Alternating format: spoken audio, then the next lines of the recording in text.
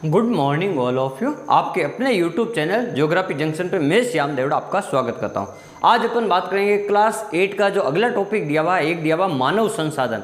ये मानव संसाधन क्या होता है देखो, यानी कि अपन बात करेंगे किसी भी देश का सबसे बड़ा अगर कोई संसाधन है तो वो है मानव, क्योंकि मानव ही उस देश की मुख्य आधार होता है। मानव ही कार्यशील जनसंख्या के रूप में काम करता है और मानव ही नए नए आयाम, तकनीकी नए नए कार्य करने के लिए उत्साहित रहता है। तो मानव अगर जिस देश में ज़्यादा है तो वहाँ पे उद्योग रोजगार वगैरह ये भी ज़्यादा होंगे। इसीलिए जहाँ पे मानव क्रियाशील है, कार्यशील है, वो संसाधन वो क्या करता है, अपने उपयोग के लिए कुछ न कुछ साधन बनाता रहता है प्रकृति से प्राप्त अन्य सामान से। तो उन्हें अपन क्या कहते हैं, मानव संसाधन कहते हैं। तो कोई भी राष्ट्र है, जैसे भारत है, जैसे चीन है, तो चीन तो आपको पता है कितने सारे नए नए टेक्नोलॉजी करता रहता है और भारत भी अब धीरे धीरे इतने ज़्यादा टेक्नोलॉजी के युग में आगे बढ़ गया है विश्व के देशों में। अब भारत की भी गणना उच्च देशों में होने लगी है, क्योंकि ये भी अब तकनीकी के क्षेत्र में पीछे नहीं है। कभी चंद्रयान फर्स्ट, कभी चंद्रयान सेकेंड, कभी चंद्रयान थर्ड, तो ऐसे मिशन भारत भी तैयार कर रहा है। तो अभी आपने देखा होगा पिछले वर्ष जो भारत भी चंद्रमा के जो दक्षिणी कॉर्नर है वहाँ पे जाके आया था। तो इस बार अब चंद्रयान 4 की भारत की तैयारी है। तो ये कौन कर रहा, ये सारे मानव कर रहे हैं। मानव अपने उपयोग के लिए ऐसे साधन तैयार कर रहा है जो विश्व में कहीं पर भी जा सकते हैं, आ सकते हैं। तो अब चंद्रयान 4 की बारी है। तो अब अपन बात कर रहे हैं मानव संसाधनों के बारे में। जैसे एक दिया हुआ है जनसंख्या वितरण। अब देखो, मानव है साधन के रूप में तो जनसंख्या होगी, और जनसंख्या वितरण अपन बात करें विश्व में, अपन बात करें एशिया महाद्वीप है, उसकी जनसंख्या क्या है, सर्वाधिक है। लगभग विश्व की 60% जनसंख्या एशिया महाद्वीप में। और जनसंख्या वितरण का मतलब है कहीं पर भी जनसंख्या विश्व में समान रूप से नहीं है, उसका वितरण असमान है। क्यों असमान है? क्योंकि कहीं पर स्थल जो उच्चावच है पृथ्वी के धरातल के ऊपर वो समान नहीं है। कहीं पर्वत है, कहीं पठार है, कहीं नदियां हैं, कहीं झीलें हैं, कहीं घाटियां हैं, कहीं समुद्र है, कहीं स्थल भाग है, कहीं ठोस भाग है, कहीं कृषि योग्य भूमि है। तो उन अलग अलग उच्चावच के हिसाब से वहाँ पे जनसंख्या का वितरण भी है। तो जनसंख्या का वितरण मुख्य रूप से विश्व में असमान है, कहीं पर भी समान नहीं है। क्यों? इतने सारे उच्चावच है, ये सभी क्या करते हैं, उनको प्रभावित करते हैं। तो विश्व की लगभग 70% जनसंख्या वो विश्व के 30% भाग पे रहती है। यानी ये देखो, विश्व का धरातल है, इसकी 70% जनसंख्या कितने पे रहती है, 30% भाग पे रहती है। तो ये क्या, ये असमानता है। और बाकी का 70% भाग में यहाँ पे 30% जनसंख्या रहती है। तो ये क्या है, ये असमानता है। ये किन कारण असमानता है? क्योंकि यहाँ पर जो धरातल के ऊपर है उच्चावचों के कारण। ठीक है, तो जैसे अपन ने बात की गंगा का मैदान है, भारत के संदर्भ बात करें गंगा के मैदान, तो वहाँ पे समतल मैदान है, उपजाऊ मैदान है, तो वहाँ जनसंख्या ज़्यादा है। तो अगर अपन हिमालय क्षेत्र की बात की जाए तो वहाँ पे पहाड़ी क्षेत्र है, तो वहाँ उबड़ खाबड़ है, वहाँ पे सुख सुविधाएं नहीं है, तो वहाँ पे जनसंख्या सघन मिले, आपको विरल जनसंख्या मिलेगी, कम जनसंख्या मिलेगी। तो ये उच्चावच क्या करते हैं, प्रभावित करते हैं जनसंख्या वितरण को। तो विश्व में भी इसी प्रकार उच्चावच है जो जनसंख्या के वितरण को प्रभावित करते हैं। तो ये मैंने आपको बता दिया जनसंख्या वितरण। फिर बात करते हैं जनसंख्या घनत्व क्या होता है। देखो, जनसंख्या घनत्व क्या होता है, देखो 1 वर्ग किलोमीटर में रहने वाले लोगों की संख्या। यानी ये देखो, यहाँ से लेकर यहाँ तक ये कोई गांव है, ये मान लो गांव में ये 1 किलोमीटर है, ये आपका 2 किलोमीटर है। तो यहाँ पे जो लोग रह रहे हैं उनकी जनसंख्या, 1 वर्ग किलोमीटर में रहने वाले लोगों की संख्या को अपन क्या कहते हैं, जन घनत्व कहते हैं। ठीक है, जन घनत्व कहते हैं। और भारत का जन घनत्व कितना है, तो आपको ध्यान रखना 382 प्रति व्यक्ति। ठीक है, ये ध्यान रखना प्रति व्यक्ति वर्ग किलोमीटर में। तो ये चीज़ आपको ध्यान रखना, भारत का 382 है, राजस्थान का लगभग 200 है। ये जन घनत्व है, 1 वर्ग किलोमीटर में रहने वाले लोगों की संख्या को क्या कहते हैं, जन घनत्व कहते हैं। फिर बात करते हैं जनसंख्या परिवर्तन क्या होता है। जनसंख्या परिवर्तन का मतलब है जनसंख्या चेंज होती रहती है। ये किस कारणों से चेंज होती रहती है, इनके लिए कई कारक हैं। जैसे मान लो मृत्यु दर बढ़ गई तो जनसंख्या में कमी आ जाएगी, यानी लोग ज़्यादा मर रहे हैं तो जनसंख्या में कमी आ गई। ऐसा कब हुआ था? ऐसा अपन ने देखा था 1901 से 1911 का जो दशक था, ठीक है, वहाँ पे जनसंख्या में कमी आई थी, ठीक है। और फिर अपन बात करते हैं जन्म दर। मान लो जनसंख्या वृद्धि, मान लो जनसंख्या लगातार बढ़ रही है, जन्म लेने वाले लोगों की संख्या बढ़ रही है और सुख सुविधाएं होने के कारण मरने वाले लोगों की संख्या कम है, तो क्या है, जनसंख्या बढ़ेगी, जल्दी जल्दी से जनसंख्या बढ़ेगी, तो भी जनसंख्या में परिवर्तन होगा। फिर एक बात करते हैं, एक होता है प्रवास। प्रवास का मतलब होता है लोगों का एक स्थान से दूसरे स्थान पर जाना, क्या कहलाता है, प्रवास कहलाता है। लोगों का एक स्थान से या जनसंख्या का या व्यक्तियों का एक स्थान से दूसरे स्थान पर जाना क्या कहलाता है, प्रवास। जैसे रोजगार के दृष्टि से लोग गांव से शहरों की ओर पलायन कर रहे हैं, रोजगार पाने के लिए, उच्च शिक्षा पाने के लिए, उच्च स्वास्थ्य सेवाएं पाने के लिए, तो वो क्या, गांव की जनसंख्या कम हो जाएगी और शहर की जनसंख्या बढ़ जाएगी, तो जनसंख्या का परिवर्तन हो गया, तो ये भी एक परिवर्तन है। अब अपन बात करते हैं उत्प्रवास और एक होता है अप्रवास। ये क्या होता है, देखो, ये मान लो मैं आपको एक उदाहरण से समझा देता हूं। देखो, ये मान लो कोई गांव है, ये यहाँ पे गांव है और ये यहाँ पे मान लो शहर है आपका दिल्ली शहर, ये है आपका दिल्ली शहर, ठीक है। ये गांव कौन सा है, ये गांव आपको बात की जाए मान लो भोपालगढ़, ये गांव भोपालगढ़। अब मान लो यहाँ के जो प्रवासी है, यहाँ पे क्या है, यहाँ पे देखो रोजगार की कमी, स्वास्थ्य सुविधा का अभाव, यहाँ पे मनोरंजन के साधन नहीं है, यहाँ पे शिक्षा साधन नहीं है, ये सब क्या, इनकी कमी है। तो क्या करेगा, तो यहाँ का जो व्यक्ति है, ये यहाँ का व्यक्ति, ये क्या करेगा, दिल्ली जाएगा पढ़ने के लिए। कहाँ जाएगा, ये पढ़ने के लिए कहाँ जाएगा, दिल्ली जाएगा। तो यहाँ पे जनसंख्या में क्या हो गई, कमी हो गई और यहाँ पे जनसंख्या में बढ़ गई।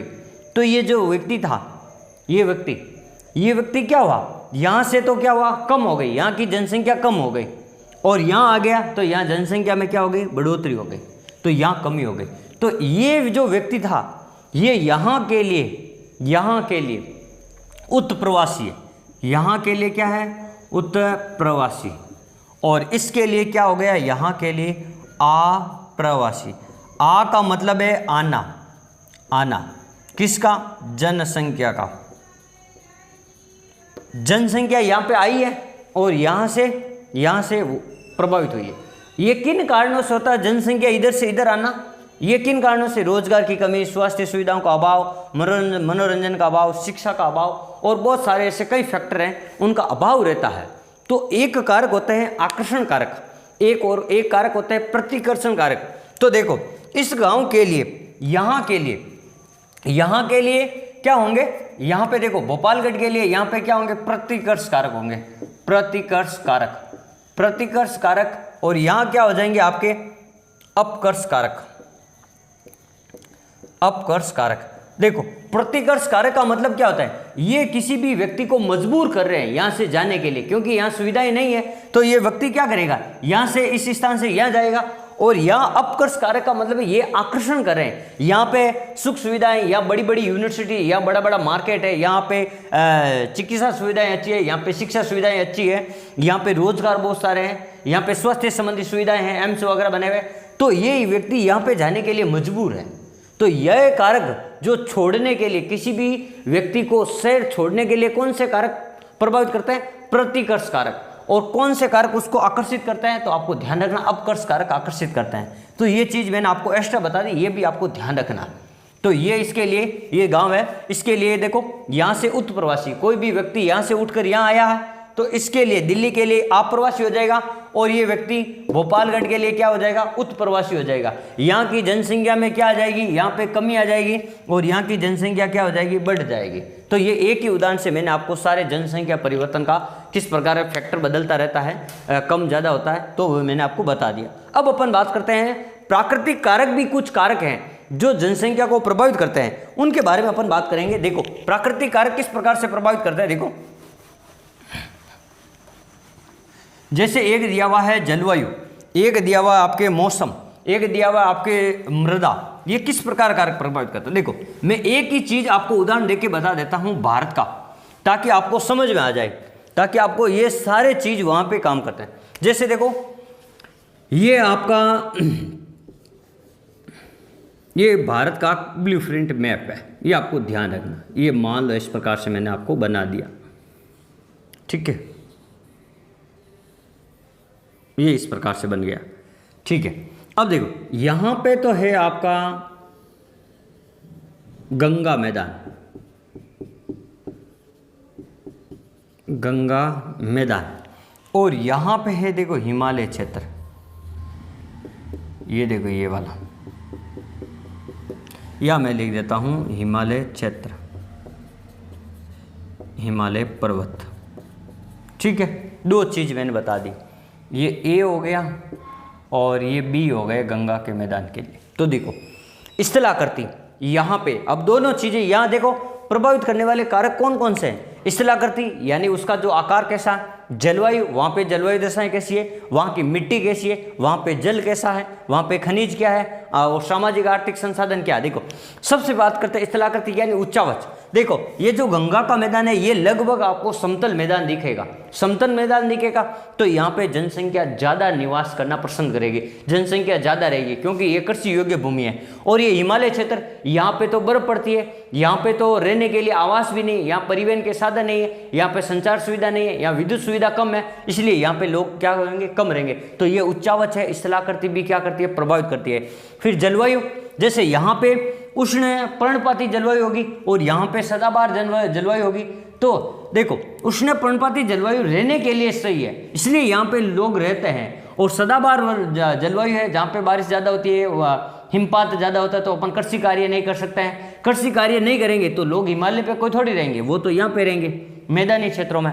फिर देखो मृदा, मिट्टी, यहाँ की मिट्टी उपजाऊ है क्योंकि ये समतल मैदान है, तो यहाँ कृषि कार्य कर सकते हैं, ये उपजाऊ मृदा।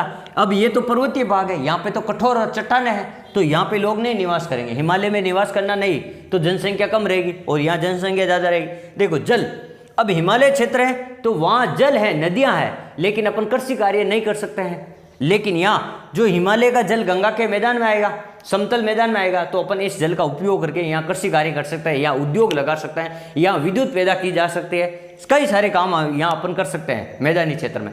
तो जनसंख्या कहाँ ज़्यादा निवास करेगी, यहाँ निवास करेगी जनसंख्या ज़्यादा, तो ये भी प्रभावित करता है। फिर खनिज, अब देखो खनिज तो यहाँ पे ज़्यादा है, तो यहाँ पे खनिज कहाँ पे ज़्यादा है, तो ये वाला क्षेत्र आपको प्रभावित करता है। फिर अपन बात करेंगे, देखो ये छोटा नागपुर पठार है, ये वाला यहाँ पे छोटा नागपुर पठार है, तो यहाँ पर भी खनिज ज़्यादा है, तो यहाँ पर भी जनसंख्या क्या करेगी, ज़्यादा है, क्योंकि जहाँ खनिज होंगे तो वहाँ पे खनिजों खान में काम करने वाले मजदूर होंगे, तो वहाँ की जनसंख्या ऑटोमेटिक बढ़ जाएगी। फिर अपन बात करते हैं आर्थिक कारक, जहाँ पे आर्थिक कारक का मतलब है जहाँ पे रोजगार के साधन ज़्यादा होंगे, ठीक है। जैसे यह कृषि कार्य है, यहाँ गंगा के मैदान में देखो कृषि कार्य होगा, तो यहाँ पास में छोटी बड़ी कारखाने, मिले, उद्योग भी होंगे, और उन उद्योगों में काम करने वाले लोग भी होंगे, तो वहाँ के लोगों के बच्चों के पढ़ने के लिए विद्यालय भी होगा, वहाँ पे सुविधाओं के लिए हॉस्पिटल भी होगा, उन लोगों के लिए लेन देन पैसों का करने के लिए वहाँ बैंक भी होगा, और यहाँ के जो जितने भी प्रोडक्ट हैं यहाँ पे कृषि कार्य है उद्योगों से, तो वहाँ पे उनको स्थान परिवर्तित करने के लिए परिवहन के साधन भी होंगे, तो ये सारी सुविधा यहाँ पे होंगे। वहाँ पे संचार के साधन भी होंगे, वहाँ बैंकिंग सुविधा भी होगी, तो ये क्या हो गए, आर्थिक कारक इनको प्रभावित करता है। सामाजिक कारक, मान लो कहीं का समाज अच्छा है, तो मान लो सामाजिक कारक कैसे, जहाँ पे सामाजिक परिस्थिति आती है वहाँ पे लोग ज़्यादा निवास करना पसंद करते हैं, ठीक है। जहाँ का समाज अच्छा है तो उस लोग वहाँ पे निवास करना अच्छा पसंद करते हैं। जैसे आप देख लो बड़े बड़े शहरों में देखो, जहाँ कहीं भी आप जाओ, या गाँवों में देख लो, जिस गांव में लोग मान लो मकान खरीदना चाहते हैं, प्लॉट लेना चाहते हैं, तो वो क्या पहले वहाँ का मोहल्ला देखते हैं कि इस मोहल्ले में क्या है, कौन कौन रहता है, कहाँ के किस प्रकार का माहौल है, तो वही उसको क्या करता है, माहौल भी उसको क्या करता है, प्रभावित करता है। एक होता है सांस्कृतिक कारक। सांस्कृतिक कारक का मतलब क्या होता है, यानी जैसे मान लो किसी भी स्थान पे मंदिर है, मस्जिद है, यानी जितने भी जो गुरुद्वारा हैं, तो जैसे मंदिर है तो वो हिंदुओं के लिए एक प्रतीक है, तो वहाँ पे लोग ज़्यादा निवास करेंगे। जैसे अयोध्या में राम मंदिर बन गया तो अब लोग वहाँ रहना ज़्यादा पसंद करेंगे। उसके आसपास, मंदिर के आसपास जो भी ज़मीन है वहाँ पे लोग ज़्यादा निवास करेंगे, क्योंकि रोज़ मंदिर जा सकते हैं। मस्जिद है, मस्जिद में जा सकते हैं मुसलमान वगैरह, इस्लाम या अल्पसंख्यक वगैरह, या अपन बात करेंगे जो उस धर्म को मानने वाले, उस आपके धार्मिक स्थानों में जाने के लिए वो वहाँ पे निवास करेंगे, उसके पास में निवास करेंगे, तो जनसंख्या ऑटोमेटिक क्या हो जाएगी, वहाँ की बढ़ जाएगी। जैसे गुरुद्वारा है, गिरजाघर वगैरह है, तो जितने भी धार्मिक स्थल है जिस भी शहर में, जैसे कृष्ण वृंदावन है, द्वारिका है, अयोध्या है, या अपन बात करेंगे उड़ीसा है, जगन्नाथपुरी है, केदारनाथ है, तो वहाँ पे जनसंख्या क्या है, उन मंदिरों में जाने के लिए, डेली जाने के लिए वहाँ पे ज़्यादा लोग निवास करना पसंद करते हैं, धार्मिक तीर्थ स्थान होने की वजह से। तो इस प्रकार वो जनसंख्या को प्रभावित करते हैं। अब देखो, एक होता है आपके दिया हुआ जनसंख्या पिरामिड। ये जनसंख्या पिरामिड क्या होता है? देखो, जनसंख्या पिरामिड मुख्य रूप से जनसंख्या संगठन को प्रदर्शित करने का काम करता है। देखो, इसमें क्या होता है, ये इस प्रकार से अपन बनाते हैं जनसंख्या पिरामिड, और ये इस प्रकार से सीढ़ियाँ जैसा होता है। अलग अलग देशों का अलग अलग होता है, ये भी आपको ध्यान रखना। इधर आपको पुरुष जनसंख्या को प्रदर्शित करेंगे और इधर अपन स्त्री जनसंख्या को प्रदर्शित करेंगे। ये आधार हो जाएगा, और आधार जिस देश का चौड़ा होता है उसकी जनसंख्या ज़्यादा होती है, जनसंख्या वृद्धि दर ज़्यादा होती है। जिसका आधार ज़्यादा है उसका क्या हो जाएगा, जनसंख्या वृद्धि दर, जनसंख्या वृद्धि दर क्या हो जाएगी, उच्च होगी। जिसका आधार बड़ा है उसकी जनसंख्या वृद्धि दर उच्च होगी, और धीरे धीरे ये कम होता है, क्योंकि अब यहाँ पे क्या हो जाएगा, सुविधाएं हो जाएगी।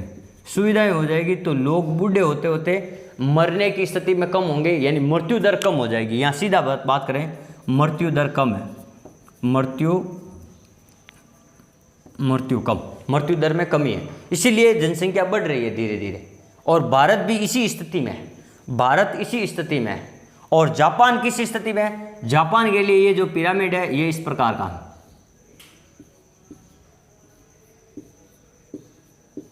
जापान की जनसंख्या कम बढ़ रही है धीरे धीरे, और यहाँ पे बुजुर्ग व्यक्ति ज़्यादा है, तो जापान इस प्रकार। ऑस्ट्रेलिया का पूछे तो ऑस्ट्रेलिया आपको घंटी के समान मिलेगा। ऑस्ट्रेलिया का पिरामिड किस प्रकार से, इस प्रकार से मिलेगा, घंटी के समान। ठीक है, तो ये भी आपको ध्यान रखना है।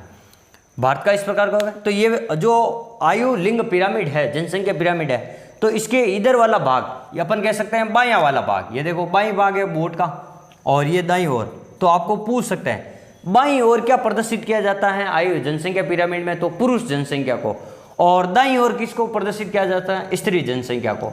तो आज हमने पढ़ा मुख्य रूप से मानव संसाधन क्या होता है, उनकी क्या परिभाषा, उनमें क्या क्या परिवर्तन आता है, जनसंख्या परिवर्तन में उनको कौन कौन से जो कारक है प्रभावित करते हैं। तो आप हमेशा हंसते रहे, मुस्कुराते रहे, और अपनी पढ़ाई को निरंतर जारी रखें। और आप कमेंट जरूर करें और लाइक जरूर करें कि आप कहां से पढ़ रहे हैं, और आपको हमारा वीडियो अच्छा है। अगर अच्छा लग रहा हो तो हम और ज़्यादा वीडियो बनाएं, और जो आपकी 9th क्लास की NCERT सीरीज है उनके भी वीडियो आप बनाएं, ताकि इस प्रकार की शब्दावली को आप समझ सकें, आप इतनी आसानी से समझ सके, तो ताकि आपको यहाँ से पता चल सके ये कारक किस प्रकार से प्रभावित करता है। आपको किताबों में मैटर बहुत कुछ मिलेगा, लेकिन वहाँ समझने में अपन को थोड़ी कठिनाई आती है। तो जहाँ से भी पढ़ो आप अच्छे से पढ़ो और उसको समझ लो, ताकि आपको बार बार नहीं पढ़ना पड़े। धन्यवाद।